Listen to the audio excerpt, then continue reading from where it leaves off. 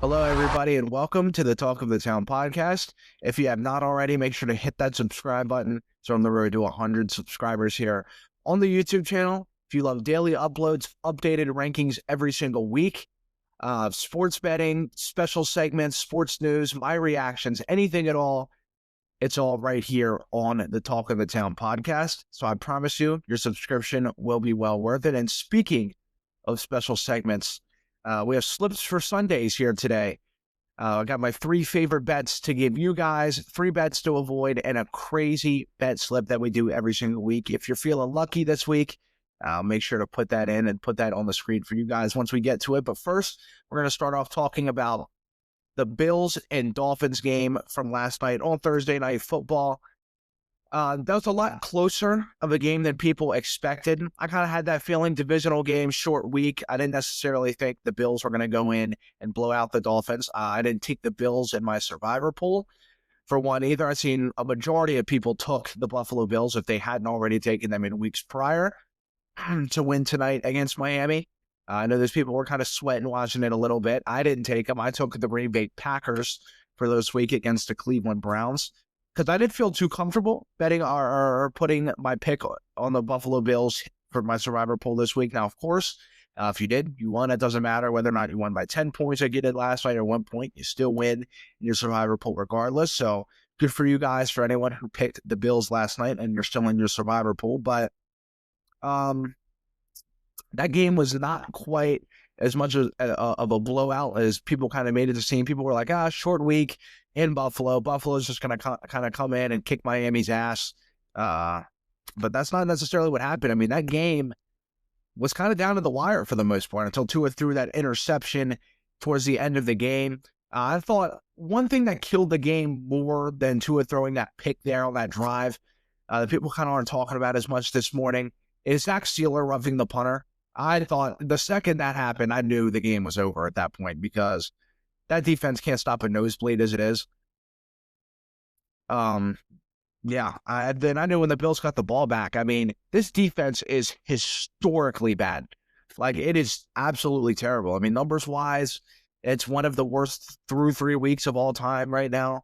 It's terrible. Like, you just go out there and you watch it, and it's like you kind of figure anything less than a touchdown against this Miami defense kind of feels like a failed drive. Even to the point where it's like, even if you get a field goal, you're like, damn, we should have got a touchdown against this defense. I mean, I'm not even trying to, shit on this team or whatever, but it's bad. Like, their defense is awful.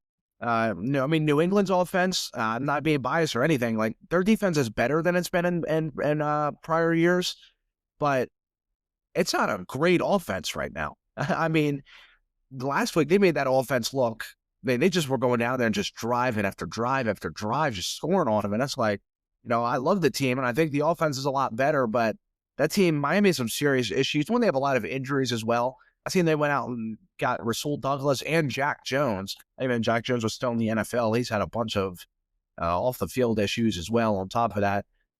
But, I mean, they're just going out there and signing guys off the street at this point. I mean, that defense is depleted with injuries. And even when it's fully healthy at its strength, at its max strength, that defense still isn't very good anyway. That would be better than it is right now, obviously, but it still wouldn't be a top unit. I don't even know if I'd necessarily call it a mid-tier unit. I mean, this defense is really bad, and it's killing the Dolphins, because, to be honest with you, they got blown out against the Colts. In week 1, there was, no matter how good the defense played or the offense played, they were both out of sync. I mean, the team just was really bad in week 1 against Indianapolis. So that was a loss no matter what. They could have easily beat New England last week, as much as it pains me to say. They probably should have ended up winning that game, to be completely honest with you.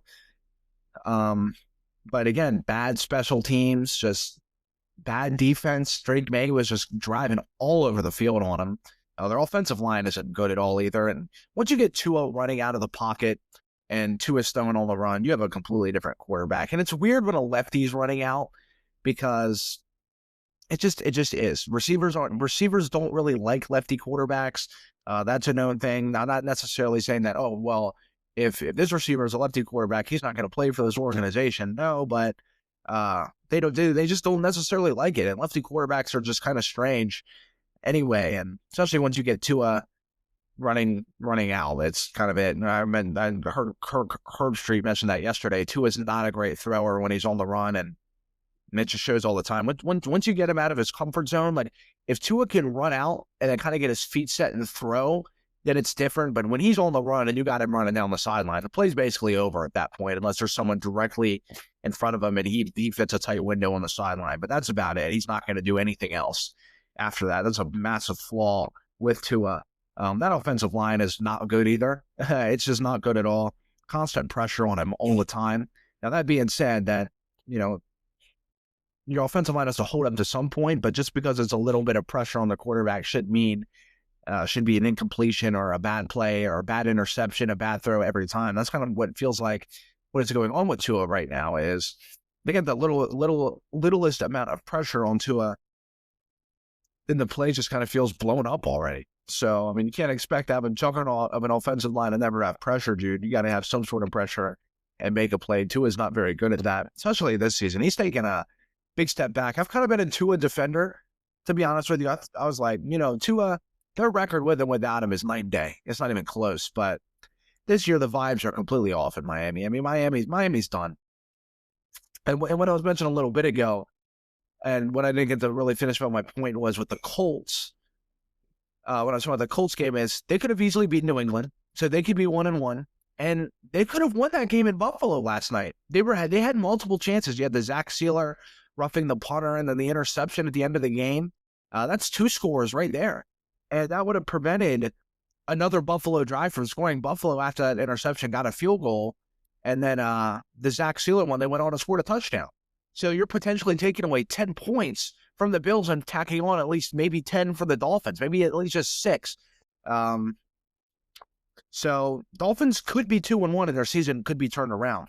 So it's not like the Dolphins are out here getting just, beat 28-3, 28-7, like just out here, they're not even competitive in any of these games. A couple of quick plays and they're 2-1. But again, that's just going to come from, and this is going to be a consistent pattern all year. This isn't going to turn around for the Miami Dolphins. They have bad personnel in that organization right now, which is coming through on their play. Stupid penalties. Never seen a defense quite give up so many just wide open runs. So many just massive holes in the defense.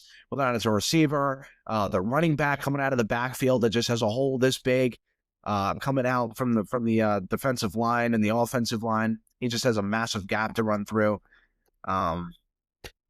Yeah, so the Dolphins are cooked. I'm not going to lie. They do have some pretty easy games coming up. I think they have the Panthers and the Jets coming up, so maybe they could be 2-3, and we'll be talking about the Dolphins kind of different in a couple of weeks. Like, okay, this team isn't necessarily the worst team in the league. I'll say this about Mike McDaniel, though. He's not head coach material at all, but he is an amazing offensive coordinator. Whenever he gets fired for Miami, which I think we're all going to assume is this year, maybe at some point at the middle of the year as well, whether or not he makes it through the whole season is a massive question mark. There's going to be teams lining up to get Mike McDaniels, their offensive coordinator, because he's a great offensive coordinator. He just is, man. He really is good at what he does at coaching that offense. But the team is broken. Even the offense is broken to an extent. The defense is broken. The team is just broken all around. Special teams. It's just time for. The Dolphins are already ready for the 2026, the 2027 season. They're already ready to just kind of toss this out, start new again, and I can't say I blame them because they need it really badly already here in Week 3. So it's gonna be a long season for Dolphins fans. And I know I'm kind of going on about the Dolphins, but it's more about the Dolphins than it is the Bills right now. I mean, the Bills are 3-0. I think they are really going to be competing for the number 1 seed. I've seen some talks about them. Are they going to finish 17-0? I don't think they're going to finish 17-0 good, but I think this team could finish with 14 wins. I could see it easily like 14-3. A couple of weeks ago, or I guess about a month ago at this point, when I was a couple of weeks before the season, I was doing a final AFC standings, NFC standings, and I actually had the Patriots and the Bills tying at 12-5. No, that could still absolutely happen. There's still a long time left in the season. I think the Patriots will finish a little worse than that. I think they'll finish like 10-7-ish, maybe 11-6 at best. But the Bills, I don't necessarily. I think the Bills' floor is like 12-5. So I think if they finish 12-5, that's going to be like their floor. Their ceiling is like 14-3, though. I mean, I think they're going to finish anywhere around that, maybe like 15-2. But that's a lot asking for a team. I mean, that's a massive ask for a team to go 15-2. They have to go 12-2 the rest of the season, but they could do it, man. They're humming right now. They didn't necessarily have the greatest game last night, but they did have a good game. I mean, they put up 31 points, and the offense looked really good anyway. So Josh Allen's just playing in a kind of MVP mode again. Will he go back to back with an MVP? I guess we'll find out. But yeah, that game was more about the Dolphins just kind of sucking and the Bills being good. We all kind of expected the Bills to come in and win that game, and they did. Not quite in the fashion maybe they wanted to. I think it was a little closer for comfort than the Bills really wanted. But you end up still pulling out the W, and they're 3-0 in the stat sheet, no matter whether they won 31-21, 31-7.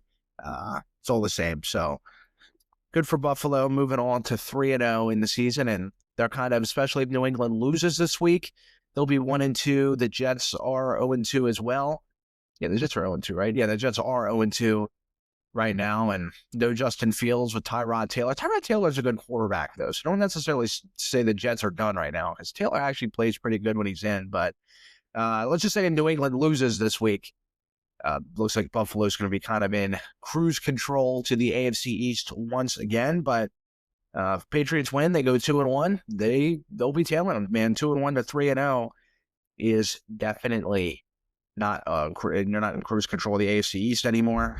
Let's move into slips for Sundays here. One of my favorite segments here on the YouTube channel, man. I love doing this one. Did pretty good last week.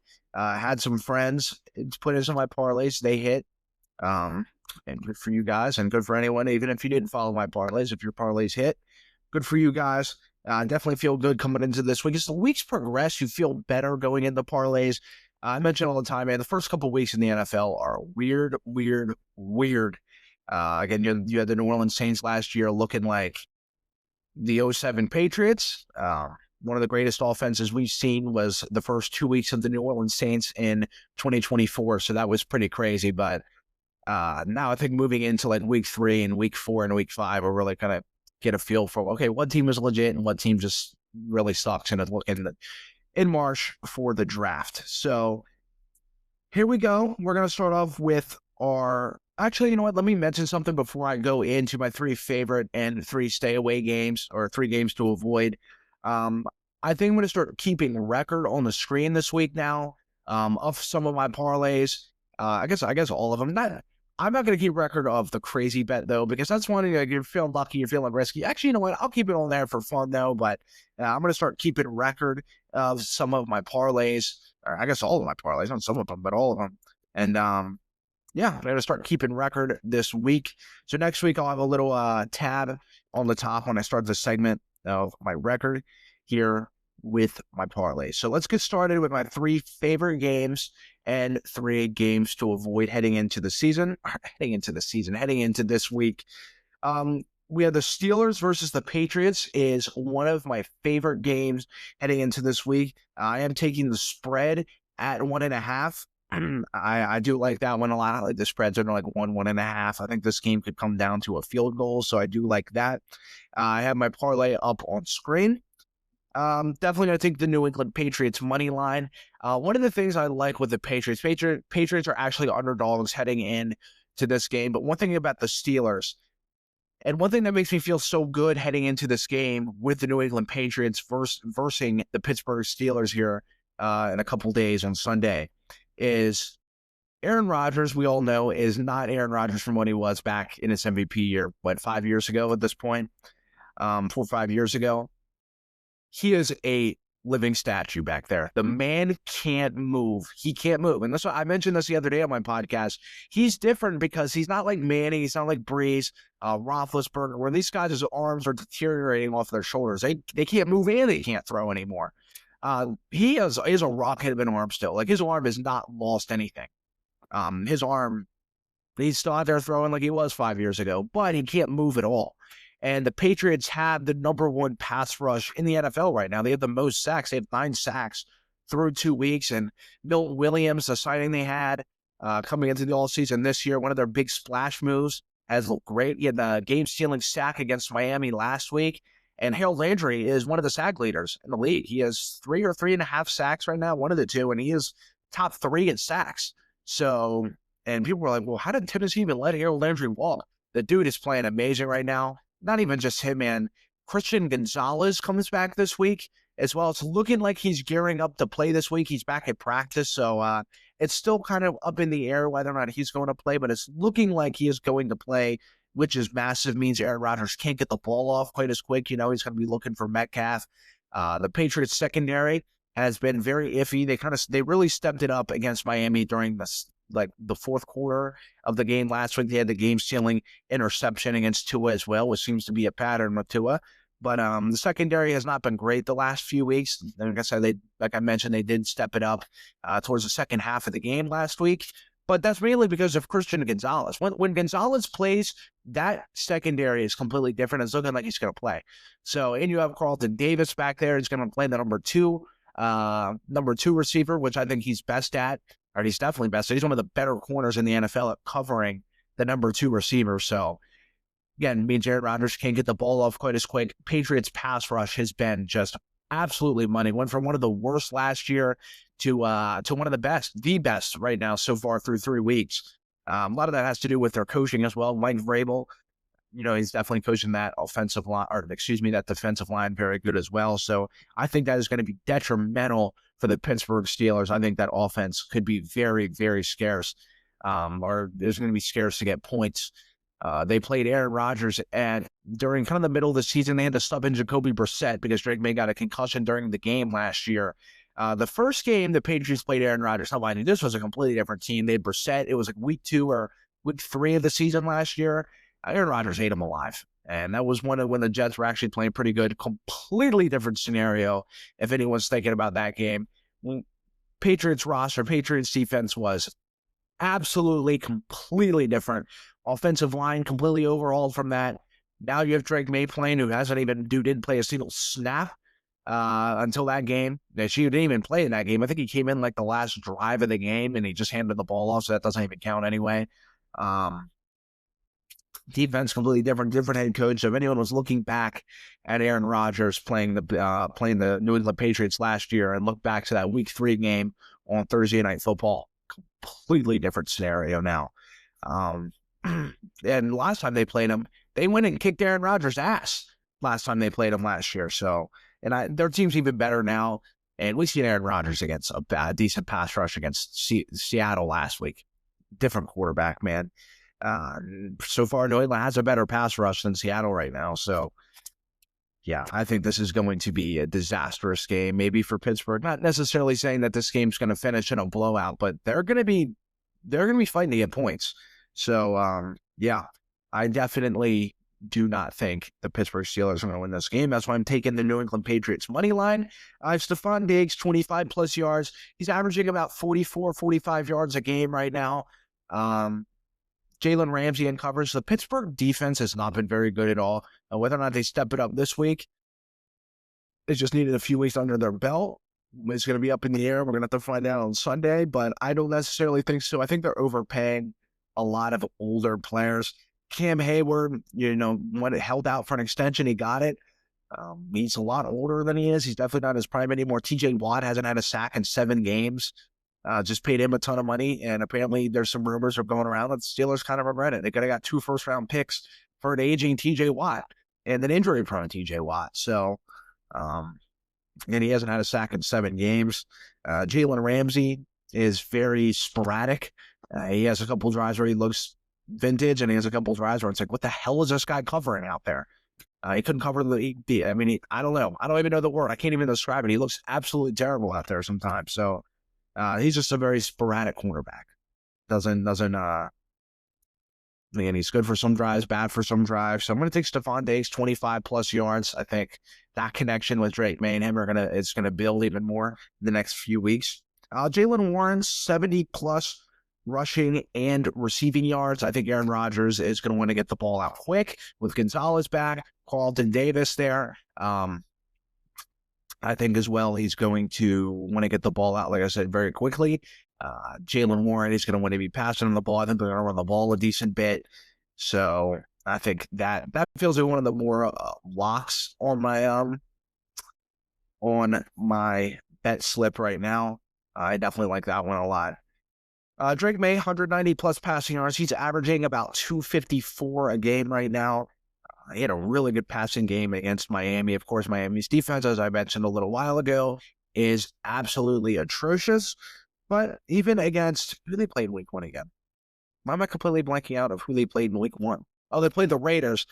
He played a pretty good game against the Raiders as well. Didn't have a great second half, but again, I don't like the Pittsburgh defense, and Drake May has been getting better every single week. I think now, last week his game was great, and I think he's only going to take it to the next level from here. As I said last week, I think Drake May has arrived, people. And then last on my slip, I have Ramondre Stevenson as an anytime touchdown scorer. Again, I like it. I like him scoring. They like giving him the ball a lot in the red zone. He is a bulldozing running back. He had a career game last week. Very vintage performance. Not saying that he's out of his prime or anything, but man, he played like the Ramondre Stevenson we know he can play as. And I think they get anywhere within the red zone, man. I think they're going to be giving him a ton of carries. I know they are. I watch every Patriots game. They do.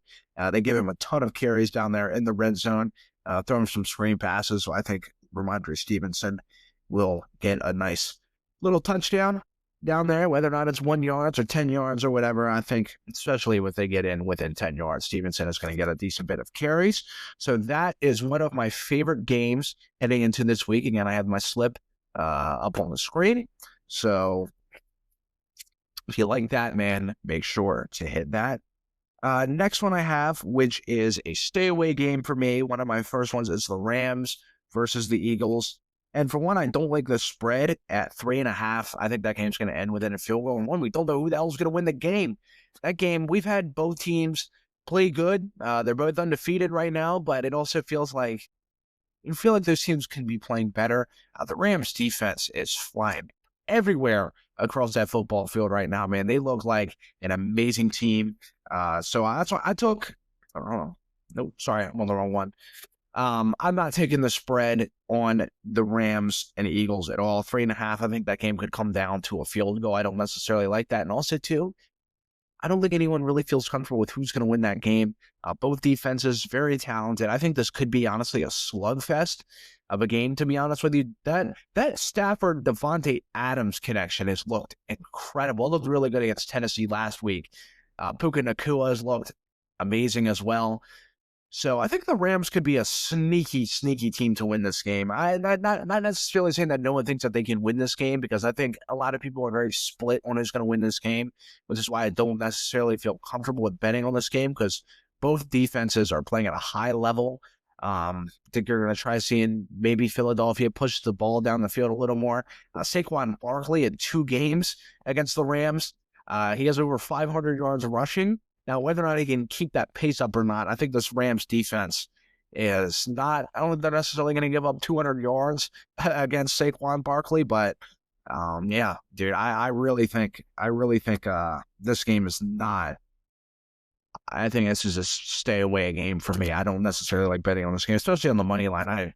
This game there's not a comfortable winner. There's never necessarily such thing as a comfortable winner, but you feel more comfortable with some than others.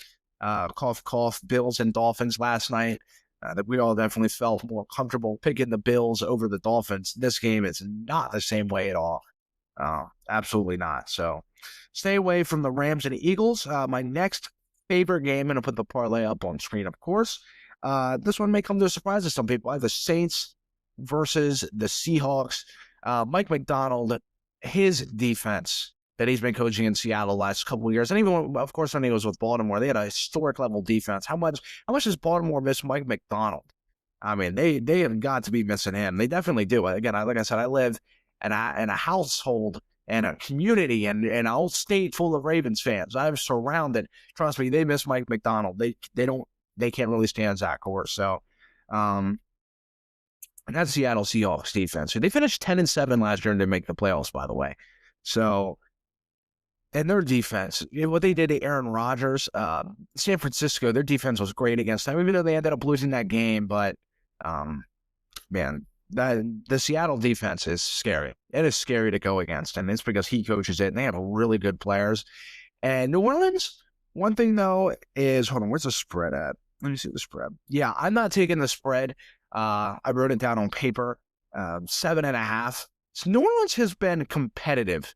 They have been extremely competitive in the couple of games they've had. Everyone knows they're not very good, and they're going to be picking high in the draft. But Spencer Rattler's actually played good football. Has he played great football? Nobody's played good football. And he's been, again, I like using the word sporadic. He's been very sporadic. He has drives where, man, I was like, dude, this dude is sailing the ball. He just looks like, what is he doing out there? And then he's like, okay, this dude could actually be maybe a starting caliber quarterback for somebody. He actually looks really good. So, and I think the Seahawks are really going to expose Spencer Rattler and the Saints, to be honest with you. They just have a better team all around than the Saints do. Seahawks have a sneakily good team. They have a really good team. So I do like it. I don't like the spread, so I'm just taking the Seahawks money line. I don't like 7.5. That feels a little large for me. I do think the Seahawks are going to play really good this game, but I'd rather just take the money line than rather take the spread there. I don't like spreads that big. This Spencer Rattler 1+ passing touchdown. He's a gunslinger. Spencer Rattler's a gunslinger. I think he'll end up finding somebody. That's not necessarily that the Seattle Seahawks defense is so good that they never let up a score, but it is really good though. Spencer Rattler averages 1.5 touchdowns a game. He averages almost 2 touchdowns a game. The Saints are actually, kind of weirdly enough, a pretty good red zone team so far statistically right now. So Saints are actually playing decent football. They really are playing decent football, but I think this is where they could really get exposed here against the Seattle Seahawks. I think Spencer Rattler is going to get rattled by Mike McDonald's defense. And that's a tongue twister right there. Alvin Kamara, 60+ rushing yards. I think they're going to give him the ball a decent bit. And he has vintage moments, man. Alvin Kamara still looks really good. He's been a big reason why this team's stuck in so many games because he breaks all some really good runs. We know he's a good pass catching back as well. Too bad he's stuck in New Orleans, man. Alvin Kamara could be kind of like Dalvin Cook, like just kind of completely forgotten because he plays in a bad organization. Well, not necessarily because Dalvin Cook, like Minnesota is not a bad organization, but Minnesota feels like they could always win more. It always feels like they're finishing under than what they should. But Alvin Kamara feel a really good game coming from him, 60+ yards. They don't even have to have a really good game to finish with 60+ yards, but I think they're going to hand the ball off a lot to him. They don't really want Spencer Rattler passing against the Seattle defense quite as much. I'm going to take Spencer Rattler for over an interception as well. The pressure, as I just mentioned, I think he'll throw a touchdown, whether or not it's a garbage time touchdown, whatever it is. Spencer Rattler is going to throw a touchdown. He's extremely boom or bust, and he has 2 moments. He'll throw a great touchdown, and he'll also throw a really bad interception, especially against a really good defense. So I could definitely see that coming, man. He throws some pretty scary balls during games. I watch it all the time, man. He definitely has some throws in the game that he could have like 4 interceptions a game, but they get dropped. And I think Seattle, as long as they haul in one of them, which I think they will, that leg is going to hit. I think he'll have a touchdown and a pick. I think he's going to have a really roller coaster of a game against Seattle. And then last, I have Sam Darnold, 210+ passing yards. The Saints defense has been pretty good to start off the season. They've been all right, but I think Darnold's going to go out there and gunsling, and the offense really turned up, especially against the second half against the Steelers last week. Kind of felt like, they didn't necessarily have the motor go in the first, 6 quarters of football they played, but the last couple of quarters they played, man, they were playing really good on offense and looked like they were clicking. It looked like Sam Darnold just kind of had to get the train on the tracks there. And yeah, that is that for my Seattle and New Orleans. That is one of my favorite bets this week is Seattle and New Orleans. Definitely like that game a lot. I think Seattle's going to go in there and kind of push New Orleans around. I think New Orleans has been competitive, but I think it's going to come back to kind of bite them in the ass this week. So one of my next games to stay away from is the Cincinnati Bengals versus the Minnesota Vikings. I think we can all agree on this, especially if no JJ McCarthy and no Joe Burrow. So you have Carson Wentz and you have Jake Browning starting the game for these two teams. And yeah, I don't like that at all. Some people say Carson Wentz is probably going to be better off. They're better off with Wentz than McCarthy. I guess we'll see about that. I think Wentz is definitely going to throw a lot more deep balls, a lot more experienced as well, or maybe not necessarily many more deep balls, but be more accurate, I'd say, and complete more passes. That's the word I'm looking for, and move the offense better. I think Wentz will actually probably be better at that than JJ McCarthy is. But when you have two teams with two backup quarterbacks, Cincinnati's defense is actually been playing better than expected to start off the year so far this year. And you got the Vikings, who we don't really know what is going on. You have one game that kind of, or you have a quarter they look good, and you have like 3 quarters they look bad, and you have a quarter they look good again. We know the team is talented, but I don't know what Carson Wentz is going to look like. And I think Brian Flores is going to dial up a pretty harsh defense on Jake Browning. Jake Browning had a lot of turnovers against an even worse defense against Jacksonville last week, so I can only imagine what Brian Flores is going to dial up here for Jake Browning. Don't feel comfortable with that game at all. The spread is +3. I just don't suggest betting on this game at all, obviously, so the spread doesn't really matter as much, but it's going to be a funky game. It's going to be a really funky game, a weird game, man. Weird game. Don't like that game at all. Stay away from the Vikings and the Bengals, especially in 2 backup quarterbacks. Stay away. Last game, that is my favorite game. I had the Packers versus the Browns. Dude, I hate this time of year as well sometimes. The weather, I know I'm kind of going off topic here, but if I sound a little congested, it's because I am. I mentioned yesterday, I'm just kind of feeling a little under the weather. It's 90 degrees here where I live at today. It is 90 degrees, and 2 days ago, we were on the tail end of a hurricane. It was 58 degrees out. It's driving me insane. Sorry for anyone else who has to deal with that as well, because it's so frustrating. Anyway, into my third and final favorite game. I had the Packers and Browns, as I mentioned a little while ago, earlier on my podcast. I took the Packers for my survivor pool. This game maybe could be a trap game. Maybe people talking about that. Well, the Packers going to have a trap game. I don't think so. Maybe they were playing against a better quarterback. If they were playing against, hell, I was just even say Atlanta or even Carolina. I like Bryce Young better than Joe Flacco, where, he pulls out a couple really good plays. He's mobile. Joe Flacco, again, like I mentioned earlier, who did I mention that's Aaron Rodgers is completely immobile. Joe Flacco might quite literally be even worse than Aaron Rodgers is. And Green Bay Packers defense has been absolutely on a tear. Probably right now the best defense in the entire NFL.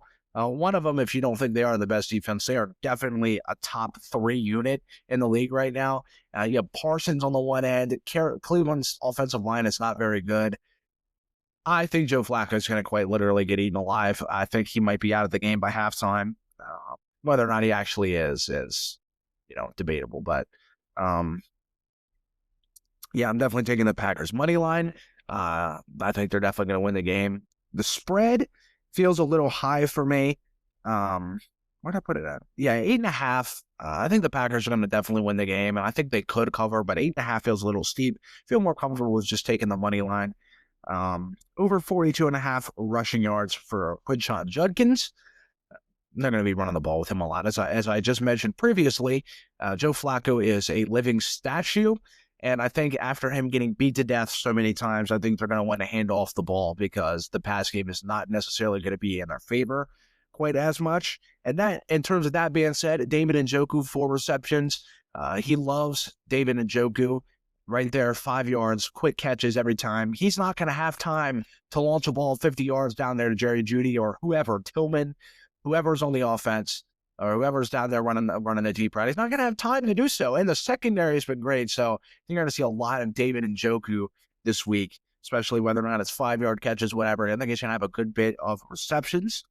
Jerry Jeudy, 40-plus receiving yards. I think you're going to see, again, Jerry Jeudy, you're going to see a lot of him kind of on some slant routes, 10, 20-yard catches, 10-yard catches at a time, which adds up to 20, 30, 40 yards. He only needs like 4 catches for that. I think you're going to see a lot of those two. The secondary has been very good for Green Bay, but we know Joe Flacco just loves to gunsling. It doesn't matter whether or not he throws into double, triple, quadruple coverage for anyone who cares. He will throw it in there. And last but not least, Joe Flacco, 170-plus yards. That's not a lot of yards. We know Joe Flacco loves gunslinging anyway. Taking a lot more of the Browns' offense, ironically enough, for their lower numbers. And it's, again, I watch the Browns all the time. I watch the Packers all the time. I watch every game. But feel comfortable betting on the Browns offense with quick yardage, which adds up to like about 170. That's where I see Joe Flacco finishing about. Quinshon Judkins, again, they're going to give him the ball a decent bit, but 170 yards is not a lot passing yards for any quarterback. That's actually kind of really nothing in today's league, to be honest with you. A lot of quarterbacks average over like 220 yards a game or something like that. So 170 is nothing. I think Joe Flacco is going to hit that mark. Maybe not necessarily comfortably, but I definitely think he's going to hit the mark. I think he'll probably finish with around 190, 200 yards, to be completely honest with you. So yeah, that is that for my last favorite game of the week, Packers versus Browns. I think Packers are definitely going to easily win that game. Last but not least, also are my 3 games to avoid. I have the Giants versus the Chiefs. Not taking the spread either. +6. This feels like the trap game of trap games. I think the Giants have been competitive. If they play like they did against the Cowboys, I think the Giants are going to beat the Chiefs. Now, I think the Chiefs are going to win this game, but if the Giants can play like they did, then I think the Giants will beat the Chiefs this Sunday, and I think that could be a disaster. This game does not feel like it's going to be, oh, hey, the Chiefs are just going to go in and stomp on the Giants here on Sunday Night Football. Absolutely not. Giants do have a lot of pretty good players on their team.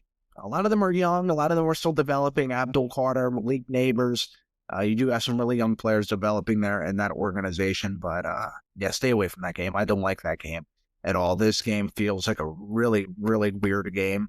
I do not trust betting on the Kansas City Chiefs right now at all. I just do not trust that team. I don't trust the defense right now. I don't trust the offense. Organization needs to get a win under their belt right now with everything going on just this season. I'm not talking about getting a win because they need it or whatever. I guess they do need a win. They are 0-2, but Chiefs fans get kind of offended when you mention stuff like that sometimes about, well, hey, the Chiefs need to get a win. They're like, we've been winning the last 5 years. I have a lot of Chiefs fans that are friends of mine.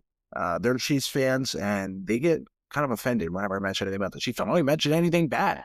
I give the Chiefs their praise, and they still get offended by me sometimes, which I don't understand, but I get it. So Giants versus Chiefs, stay away from that game.